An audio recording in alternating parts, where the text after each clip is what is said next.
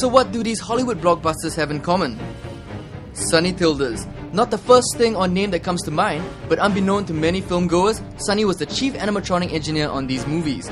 Sonny is currently creative director at the creature technology company, which has the enviable task of resuscitating an extinct species, the dinosaur. No job could be cooler than this, so we asked Sonny how he landed such a sweet job. We've seen the dinosaurs, we've got to know them, but we want to get to know you.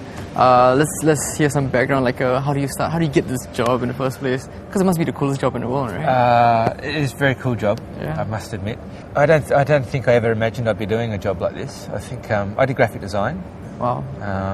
20 years ago, and when I first did graphic design, a lot of films were being made with animatronics in them, but none of them ever came to Australia in terms of being made in Australia. So I was always intrigued by it as a profession, but I just thought I'd never get to do it. So I did graphic design as a sort of a fallback, as a nice creative job that had a professional sort of outcome. Two other ex-graphic designers here, and I think we all shared this idea that we like 2D, but we really wanted to get into the 3D world and get our hands dirty and do that sort of stuff. So we've all just sort of gravitated towards doing this sort of thing, but we all started graphic design without really that in mind. There's no straight path to doing something like this. You've sort of like fall into this from previous professions. Yeah, and I think you'll find I guess the best way to answer the question that I do get asked, which is how do you get into this? We'll look at the variety of people that we have here. Trevor Ty is a mechanical engineer. He's done a proper course in mechanical engineering, not puppeteering, not these other things that we have to employ.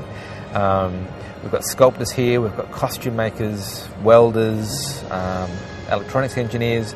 So everyone's come from quite specialised fields, and my role, I guess, is to make sure that all those specialised fields work well together and produce the end result, which is something that in a lot of ways is hiding all the techniques. It's all about hiding all their hard work and making it look as realistic as possible.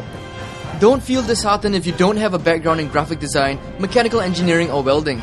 Just being fit might get you a job puppeteering one of the most vicious dinosaurs around, the Velociraptor. Find out why in the next clip.